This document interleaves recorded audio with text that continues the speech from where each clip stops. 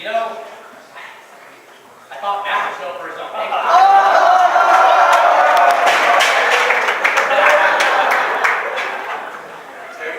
Matt, please go on up here. Let's give you a pass.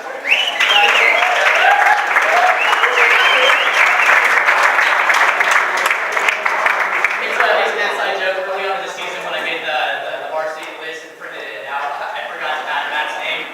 So throughout the season, we kind of just had this inside joke for where's Matt? Matt's biggest problems, and we're gonna start with the problems. He was our primary set player. He was our go-to guy whenever he didn't want to go in the middle. But his biggest problem was he would sit out at the 5 meter, and being a set player, he would be in the 2. Something that he definitely did improve on towards the end of the year. Another one of his problems, keeping his head buried in the water, which he didn't end up fixing until the very last game of the year, the CIF game Brentwood. It was after the second quarter, I believe, and he came up and he looked up at me and he said, "I finally get it now. It all makes sense." And hearing him say that, it definitely makes me feel good. Last year, or the year before, even when I was training him and Zach to set, I definitely think that he was up there with Zach, skill-wise, strength-wise, everything like that. He just had this really big rush. He didn't make great in the swim season last year, and I definitely think that lack of conditioning, that lack of speed, it definitely did a toll on how he performed this season. Mostly early on in the season. His pull skills were sharp, and it was real easy for him.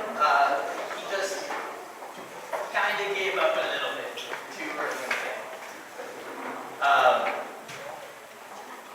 End of season game, Brentwood put 3 huge goals away on that 6'7" goalie.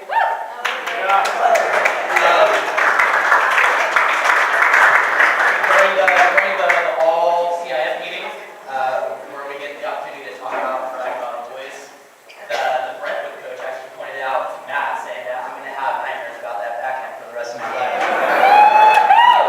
Which is also why Matthew Gale is our offensive player of the year.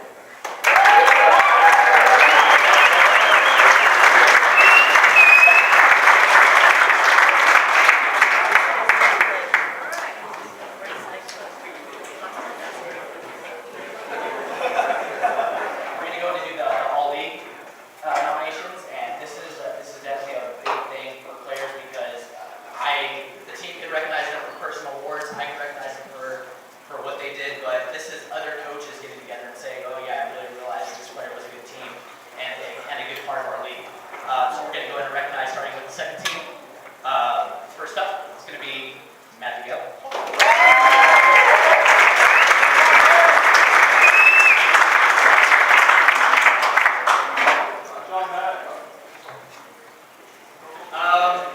And while both of them are out up here, I'm just going to recognize the boys who made the All CIF team. All CIF, all the main coaches that participated in the CIF get together and we talk about specific players and how our season went, how CIF went, and stuff like that. And I was honored to have 2 boys get chosen for that team. The banquet is going to be in January. I'll give you guys more information about that later on. But go get a meal and you get a go pass. I don't have it for you guys right now. For all of our varsity boys, I will have CIF participation papers for you guys as well. So stay tuned for those. But our 2 boys, we got Matthew Gale for 3rd team All CIF.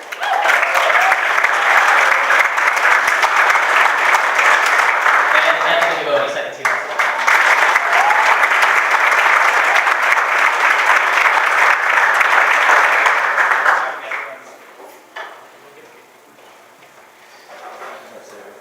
Oh, I know we got Matt too. Don't forget about Matt.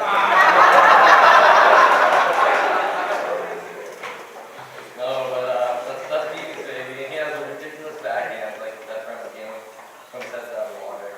And then crazy layout shots that it takes from like 8 meters. It's all shots. Matt.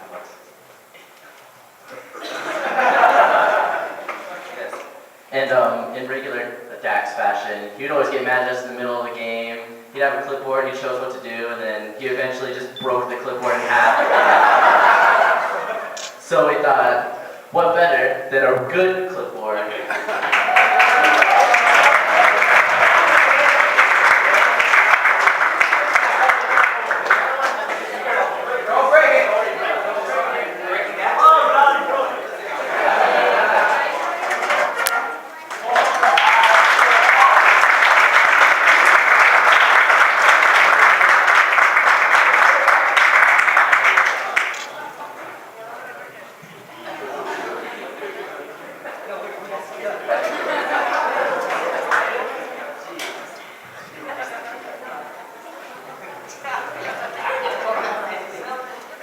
So, like a lot of us on the team, we thought of Dax not just as a coach, but we thought of him also as one of our friends that we can come talk to if we were ever down. Like Kyle's staying out. When he was down, he would always come to Dax, and that's pretty much what we all did. And of course, like me, I like to argue.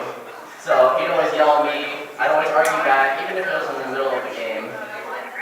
And that's why he broke his clipboard.